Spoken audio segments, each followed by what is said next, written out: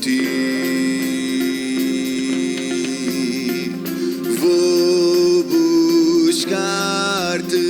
Uma das coisas que a mim me impressiona no apóstolo Paulo é que no momento mais difícil da vida dele, ele começa a contar essa história. Versículo 3, não é? 2 de Coríntios 1, 3, ele diz: bendito Deus e Pai do nosso Senhor Jesus Cristo, o Pai das misericórdias e o Deus de toda a consolação. Ele começa por ir contar essa história, mas a dar graças a Deus e a falar que Deus é o Pai das misericórdias e é o Deus de toda a consolação. E eu percebo aqui que o apóstolo Paulo não é um homem derrotado pelo sofrimento. Ele não é um homem ferido, ele não é um homem cínico, ele não é um homem pessimista. Paulo não é um homem abatido pelo sofrimento. Sim, porque nós sabemos que coisas difíceis acontecem na vida, sim ou não? Eu não sei vocês, mas na minha experiência, coisa até que eu acho injusto. Principalmente se for comigo. Não, mas mesmo com a vida de muitas pessoas, eu olho e como é que é possível isto acontecer? E nos sentimos pequeninos, nos sentimos impotentes, sem poder fazer nada. Então, coisas de facto na vida são difíceis de entender, difíceis de encaixar e muito difíceis de as viver. Agora, Paulo de facto passa pelo sofrimento, mas o sofrimento não o define. O sofrimento não o domina, o sofrimento não o destrói.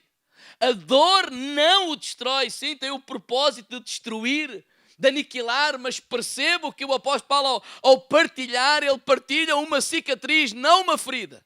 Alguma coisa que aconteceu, sim, é verdade, mas ele está tão grato a Deus que significa que algo aconteceu, algo passou, mas que esse sofrimento não só não o destruiu, mas que Deus, através desse tempo, ele pôde aprofundar, pôde conhecer mais de Deus, as misericórdias e o consolo de Deus. Ou seja, ele termina a dizer assim: olha, eu experimentei as misericórdias do Senhor a cada manhã. E faz-me lembrar aquela passagem de Lamentações 3:22, eu vou ler. As misericórdias do Senhor são a causa de nós não sermos consumidos. As suas misericórdias não têm fim. Novas são a cada manhã. Grande é a tua fidelidade. Numa altura em que Jeremias ele está deprimido, ele está abatido, ele mal conseguia levantar a cabeça, não é? Porque Jerusalém está a ser cercada, a nação está a ser ameaçada, ele está doente, ele culpa Deus por aquilo que está a acontecer e ele está ali tão obcecado a viver aquele tempo, aquela angústia, aquela destruição que está a acontecer à sua volta que ele está-se a destruir. Aquilo está-o a consumir, a destruir, e é isso que acontece a muitas pessoas quando passam por sofrimento e dores e catástrofes, etc. Até que a certa altura ele decide tirar os olhos de tudo o que está a acontecer e ele coloca os seus olhos nas promessas de Deus, na palavra de Deus, e é aí que ele diz: as tuas misericórdias é a causa de eu não ser consumido. E o salmista, ele diz isso. Então, ao pensar nesse tempo de sofrimento, ao pensar nisso tudo, onde é que as misericórdias de Deus se podem renovar na nossa vida? E eu creio que é no lugar secreto. Mateus 6,6, na versão Almeida Corrigida Fiel, diz assim: mas tu, quando orares, entra no teu aposento, fecha a tua porta, ora ao teu pai que está em secreto, e o teu pai que vê em secreto te recompensará em público. Isso a mim me diz o seguinte, que a minha vida pública é o resultado da minha vida em secreto com Deus. E Jesus aqui, e vimos isso pela própria vida dele, ele não está a falar de um invento, ele não está a falar de um tempo em que nós estamos aflitos e agora vamos orar. Não, ele está a nos ensinar esse lugar de oração, esse lugar de secreto, ou no secreto, lá onde ninguém vê, ninguém sabe o que estás a fazer, ninguém vê o que estás a fazer, ninguém vê nem o que tu choras, nem o que tu ris, ninguém vê o que tu jejuas ou o que tu comes, ninguém vê nada, o que tu louvas ou choras, mas esse lugar secreto, o teu Pai que vê, quer dizer que isso é mais até do que palavras, é uma atitude, porque Ele vê o nosso coração ali. E Ele diz que te recompensará, que será o dia que em público acontecerá o resultado desse teu tempo em privado com Deus. E o salmista, Salmo 119, vamos ler Salmo 119, versículo 92. Na versão Almeida Revista Atualizada, ele diz assim: não fosse a tua lei ter sido o meu prazer, há muito já teria eu perecido na minha angústia. Nova versão internacional diz assim: se a tua lei não fosse o meu prazer, o sofrimento já me teria destruído. Ele está a dizer assim: eu não fui destruído pelo sofrimento por causa da tua lei, da tua palavra.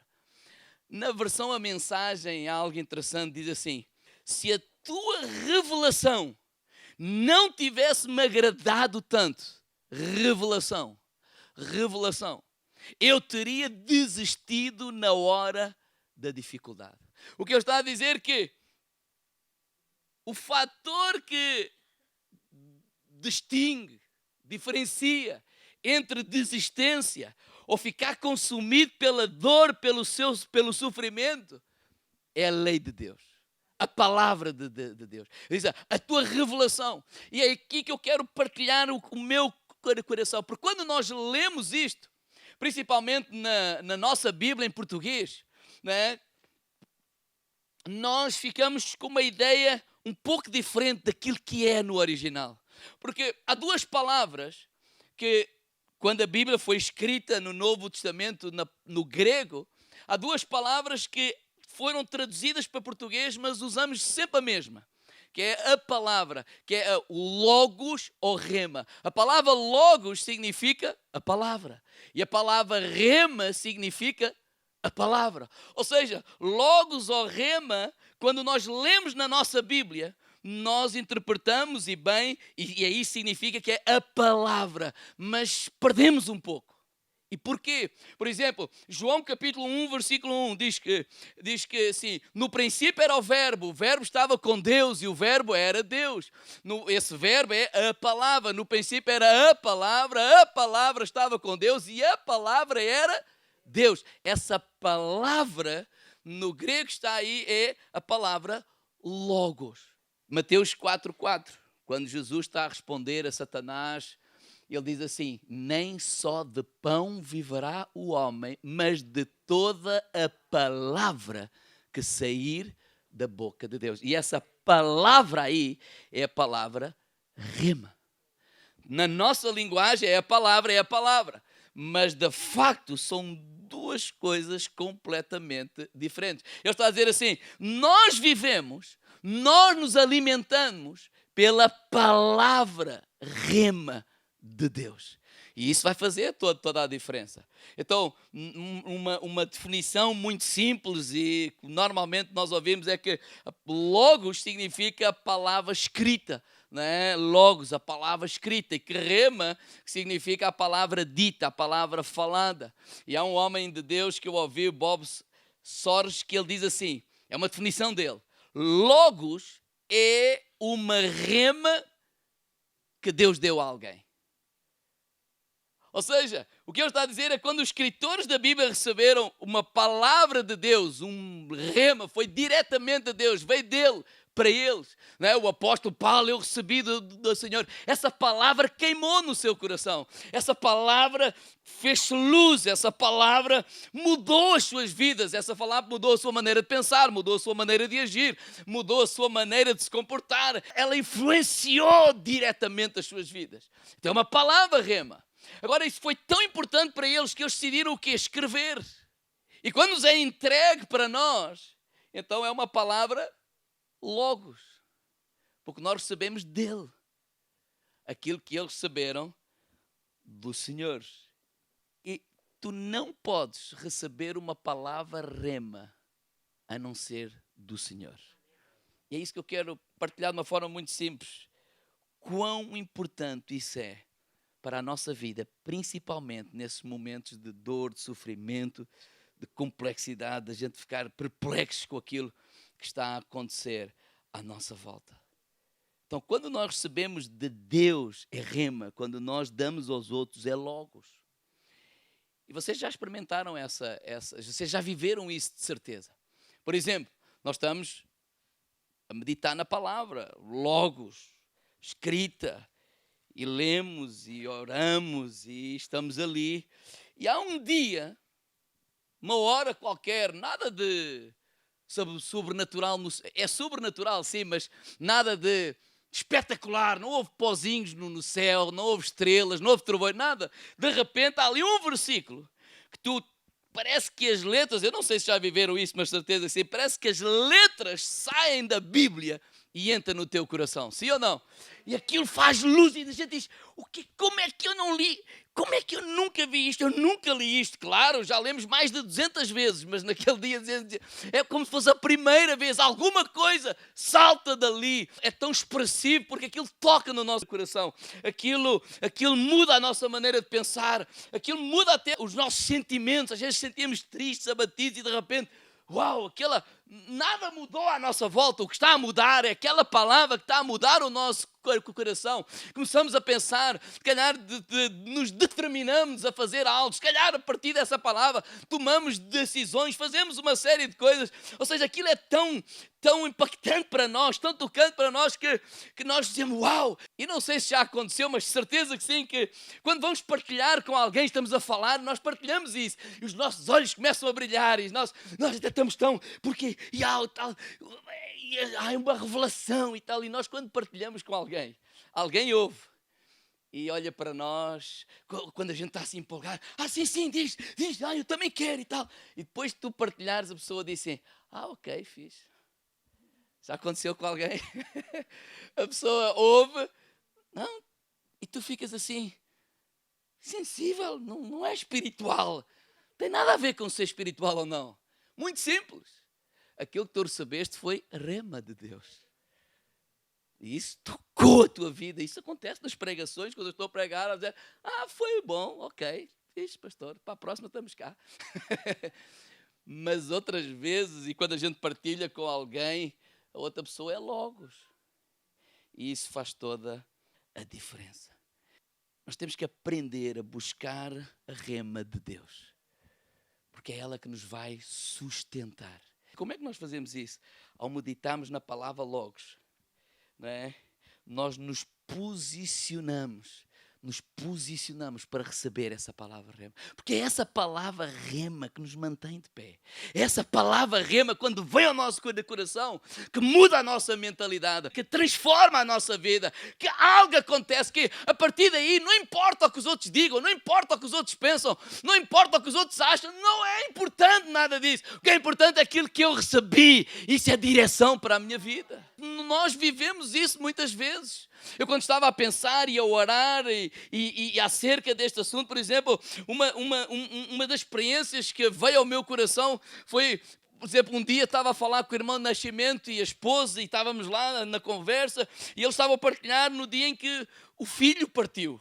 E é algo que eu nem consigo imaginar, alguém dizer que eu consigo imaginar porque eu perdi um pai, isso é conversa. Perder um pai é doloroso, ou uma mãe, mas é normal.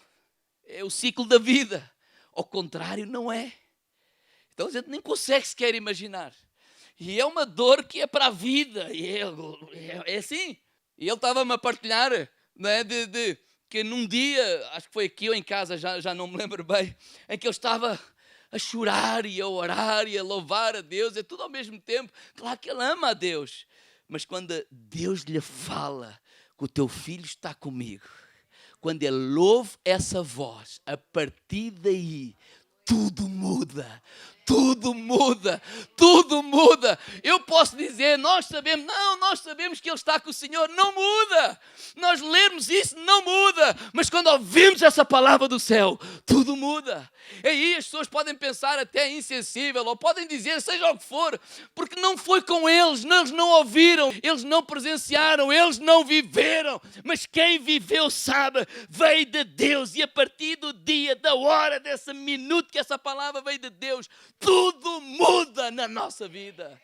A nossa atitude muda, a nossa compreensão da circunstância muda, a nossa atitude para com o futuro muda, a nossa expectativa muda, a nossa fé muda, tudo muda.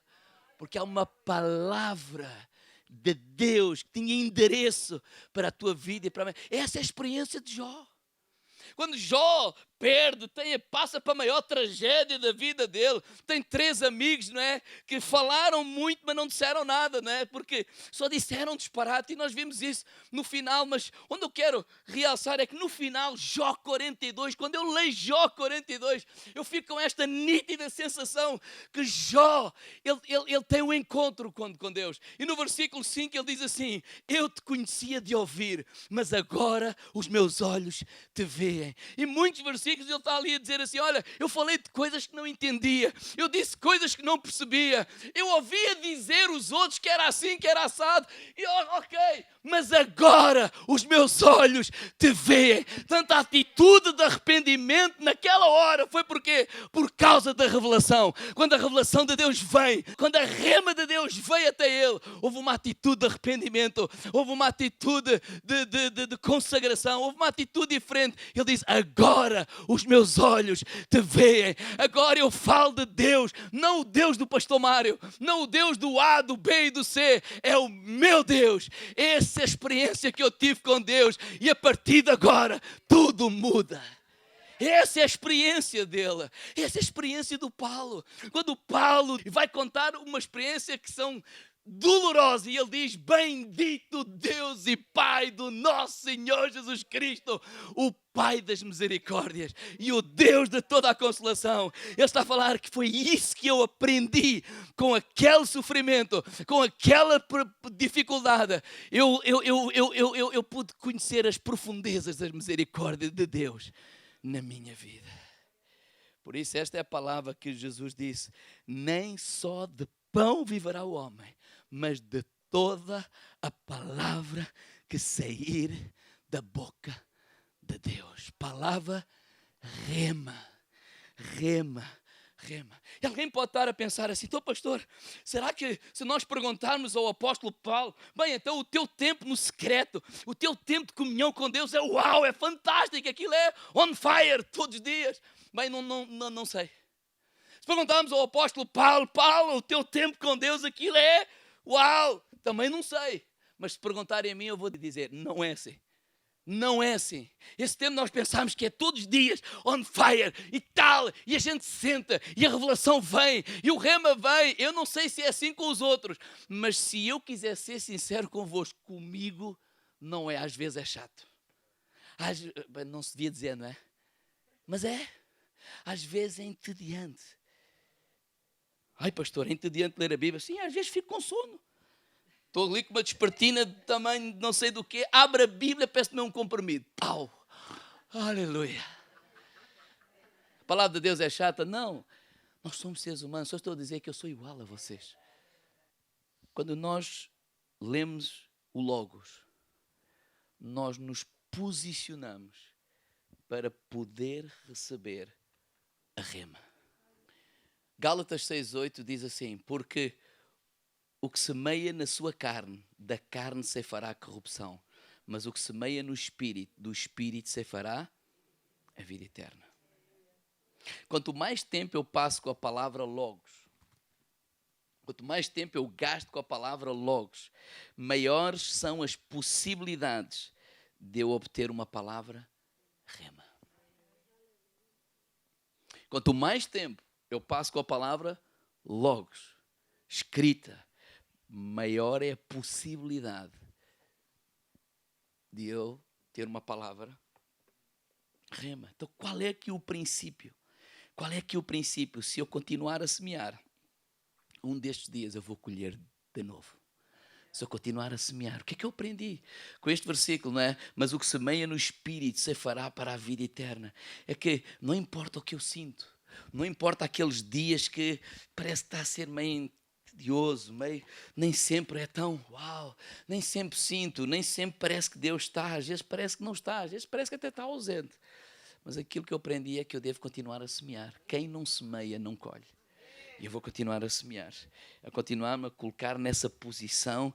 Porquê? Porque eu sei que uma palavra rema, não há dinheiro algum que pague. Ele transforma. É como que o alimento para mais não sei quantos dias. É como que alguma coisa que acontece na nossa vida e que muda a atitude no nosso coração. É aquela, vocês lembram-se, por exemplo, quando aquele homem de Deus, não é, depois de lá enfrentar os 400 profetas de Balaal, a mulher do rei Acabe, Jezabel, ameaça, e ele vai, não é, entra pelo deserto, ele quer morrer, ele pede a morte, eu não sou mais que tal, tem que ele está a morte, ele acha que está tudo acabado, etc. Mas lá no deserto, lá numa caverna, Deus fala com ele. Um homem que quer a morte, um homem que quer desistir do ministério, um homem que diz já basta, não vale mais. A partir dali ele saiu dali. O Elias, olha, agora sais daqui e vais ungir Eliseu no teu lugar. Vais ungir o rei, vais fazer isto, vais fazer aquilo. Um homem que pede férias, Deus dá-lhe trabalho. Mas o que é que mudou? A palavra rema. A palavra Deus ter falado com ele. Deus lhe ter dito algo. Um homem que quer morrer porque está com medo de Jezabel. Se calhar com medo neste sentido. Se calhar o ministério dele não teve tanto impacto porque morreram 400 profetas de Balaal. Eu pensava, bem, toda a gente se vai converter, mas não.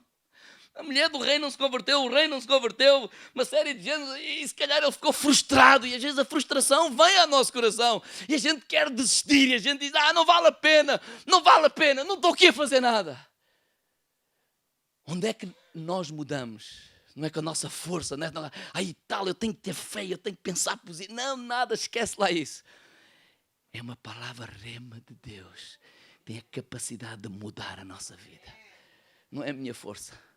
Não é a minha capacidade, não é a minha inteligência, não é a minha intelectualidade, não é a minha sabedoria humana, não é o meu conhecimento da palavra logos, logos. Não, é uma palavra rema. Quando veio Deus, diz que veio o fogo e Deus não estava no fogo, veio um vento e Deus não estava no vento, mas depois veio uma voz mansa e delicada e começou a falar com aquele homem.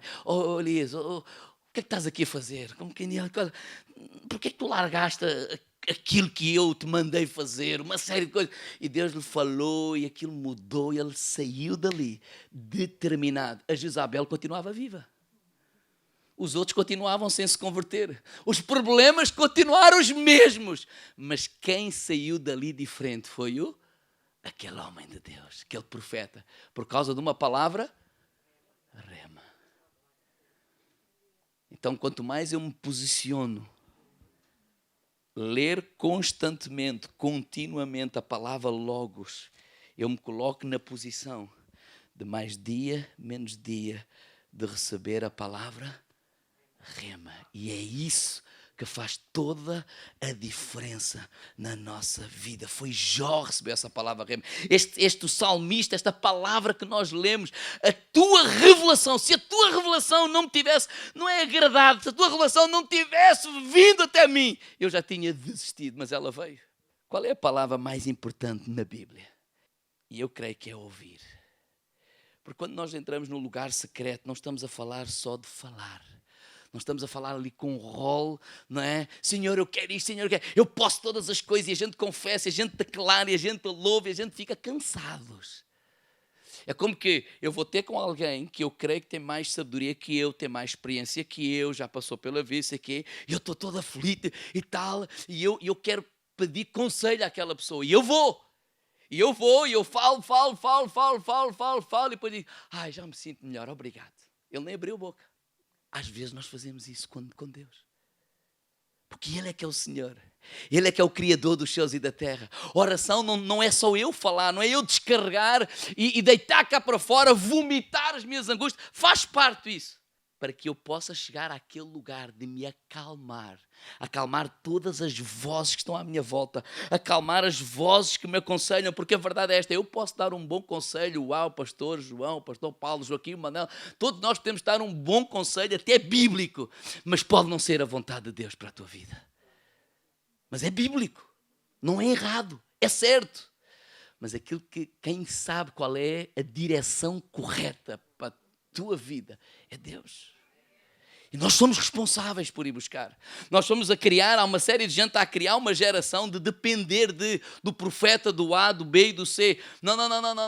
Eles não são responsáveis, eu sou responsável. Eles podem vir e contribuir para confirmar aquilo que Deus já falou ao meu coração ou ao teu coração. Mas tu és responsável para ir buscar a Deus, para ir ouvir de Deus, porque tudo o que as outras pessoas podem estar a dizer é certo, é correto, é bíblico e é honesto.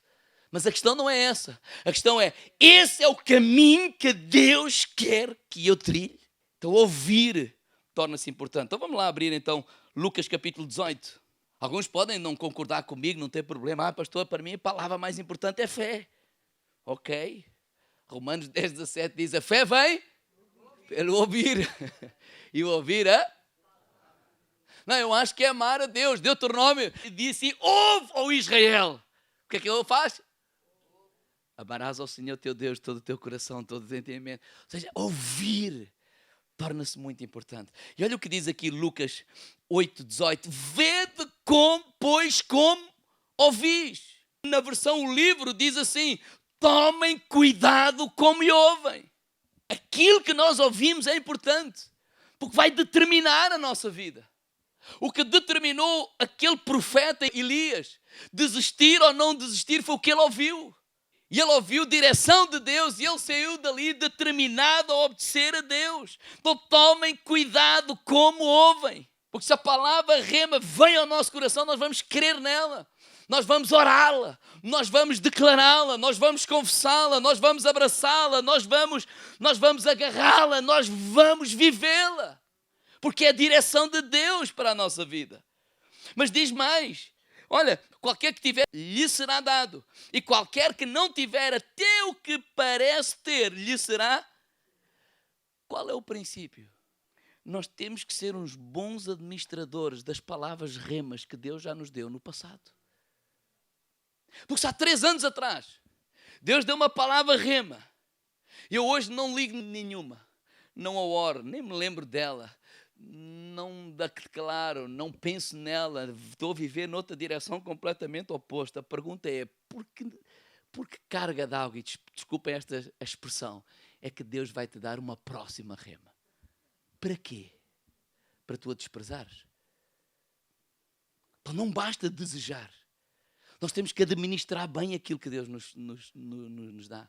Como valioso, como precioso, como um tesouro. Abraçá-la, agarrá-la, escrevê-la para não esquecer, declará-la. Porque eu sou responsável de a viver. Os outros ao lado podem dizer: não, mas isso não é para ti. Não, mas isso é maluquice, mas os outros não ouviram. Eu sou responsável por aquilo que Deus trouxe à minha vida. Eu sou responsável por abraçar isso. Eu sou responsável por morrer por essa palavra. Se eu morrer e isso não tiver acontecido, morro a acreditar, a crer e a confiar naquilo que Deus disse. Foi assim que em Hebreus 11 está lá: muitos que morreram a acreditar na promessa de Deus e ela se cumpriu. Alguns deles não viram, mas nós vimos. Mas eles são responsáveis, tu és responsável. Então, para que Deus nos dê rema, nós temos que ser bons mordomos. Nós temos que aprender a guardar. Nós temos que aprender a honrar aquilo que Deus nos dá. Os outros podem desprezar aquilo que Deus dá. Vocês lembram-se lá, o Neemias, quando estava lá naquela obra, o Samalat e os outros foram lá chamá-lo: olha, anda cá e tal. Ele disse: não, a obra que eu estou a fazer é importante demais para eu largar. Não, se eu descer daqui e for ter com vocês, esta obra para, e ela é importante demais. Aquilo que Deus mandou eu fazer é importante demais para eu largar e ter convosco. Eu valorizo aquilo que Deus me deu. Valoriza aquilo que Deus te deu. Valoriza aquilo que Deus te deu. Para que quanto mais nós nos debruçamos na Logos, Ele nos possa dar mais outra rema. E mais outra rema. E assim possamos continuar a viver, a queimar para Jesus. Para que um dia possamos ouvir da boca de Deus: servo bom e fiel, entra no gozo do teu Senhor. Provérbios 4:20 é aquela passagem que diz: filho meu, atenta para as minhas palavras, guarda o teu coração, não as deixes apartar dos teus olhos, guarda no meio do teu coração, que são vida para o casto. Como manter a chama acesa em todo o tempo? Porque aqui essa é a questão, irmãos. A questão não é o que eu fiz ou o que eu estou a fazer. A questão é manter-me essa atitude. Esse é o difícil. Quando eu olho para alguns de vocês que são crentes há 50 anos, fiéis há 50 ou 60 anos, e eu quando vos digo que vocês são os meus heróis de Hebreus 11, porque os de Hebreus 11 eu não os conheço. Eu leio sobre eles, mas vocês os conhecem. Eu vejo, eu conheço a vossa vida, eu sei aquilo que passam e vejo a vossa fidelidade. Eu quero vos imitar. Eu não estou a engraxar para vocês virem. Não, eu quero vos imitar. Para que nós possamos queimar até Jesus vir. Não é só, olha o que eu estou a fazer agora. Ok, isso é ótimo. Mas o desafio não é fazer agora. É continuar a fazer até Cristo voltar. Quantos jovens todos cheios de vigor. Uau, e quantos são? Mas quando têm 70, quantos são? Eles, onde é que eles estão? Não, a gente tem que continuar. E esse é o desafio. Então não vamos falar antes do tempo, muito menos fazer comparações. Bem, Provérbios 26:20 diz assim: sem lenha o fogo se apagará. Deixem-me perguntar assim: quem é que já fez uma fogueira? Levante lá o braço. Bem alto, bem alto. E eu pergunto, daqueles que já fizeram a fogueira, essa fogueira que tu já fizeste e que estás a pensar agora, quais se mantêm acesas hoje? É lógico, nenhuma. 15 de agosto do ano passado fizemos uma fogueira, foi os batismos, não foi? Passar lá a carne. E agora está apagada. Há montes de tempo. A brincar para dizer o quê, irmãos? Que aquilo que mantém uma fogueira acesa é lenha nova. Aquilo que mantém o fogo é lenha nova. Aquilo que mantém o fogo é lenha nova. Aquilo que mantém a fogueira acesa no nosso coração é nós colocarmos lenha nova no nosso coração, que é a palavra Logos, para que ela se possa manter acesa, para que eu possa ter outra rema um dia destes, e um dia destes vou ter outra, e um dia destes vou ter outra. Um dia destes às vezes pode ser dias, meses, anos. Todos nós temos acesso a essa fonte de água viva. Todos nós passamos por momentos de dificuldade. Todos nós passamos por momentos de esfriamento. Todos nós passamos por momentos em que a fogueira está a se apagar. Todos nós passamos por momentos de abrir a Bíblia e ter sono, ou não ter vontade de ler. Todos nós passamos por momentos em que eu leio uma coisa e eu digo-lhe, eu passei momentos em que eu digo assim: poça, aquilo que está escrito, aquilo que eu estou a viver, aquilo que eu acredito, aquilo que eu prego, parece que nada condiz com a minha vida. Alguma coisa está mal.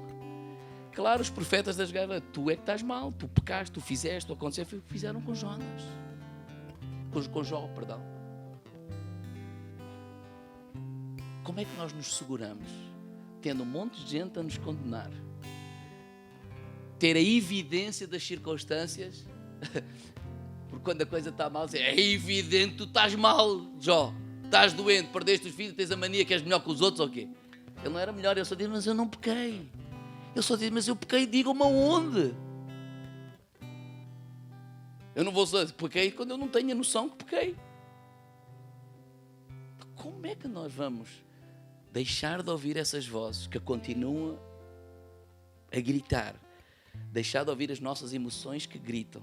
Deixar de ouvir as circunstâncias que é só abrir os olhos. Nem preciso de abrir os olhos, eu fecho os olhos e vejo as circunstâncias. Não é? Como? Eu não descobri um botão das minhas emoções e em mim que eu carregasse modo fé, tal, já está. Não. A gente chora, a gente clama, a gente não sabe o que fazer, a gente está confuso. Por isso é que Paulo disse: as misericórdias do Senhor, o Deus das misericórdias. Por isso é que Jeremias disse lá: olha, as misericórdias do Senhor se renovam. Então coloca lenha. Ainda que não apeteça, continua a semear o Logos. Ser constantemente constante. Não é porque, vamos ler porque Deus não nos ama. Não, Deus ama, fica lá descansado. Não é porque Deus vamos parar o inferno. Não, fica lá descansado. Não, estás salvo, não se perde a salvação assim. Não, mas eu preciso de colocar lenha para que eu possa posicionar, para que um dia destes, a rema de Deus vem, quando essa palavra vem, quando isso acontece, meu amigo, os outros podem dizer seja o que for, à minha volta as circunstâncias podem estar a dizer, não, isso a mim já não me diz nada, eu vou continuar a agarrar aquilo que Deus me falou e a continuar a caminhar. E mais cedo ou mais tarde, Deus te recompensará publicamente o que está a acontecer no teu secreto.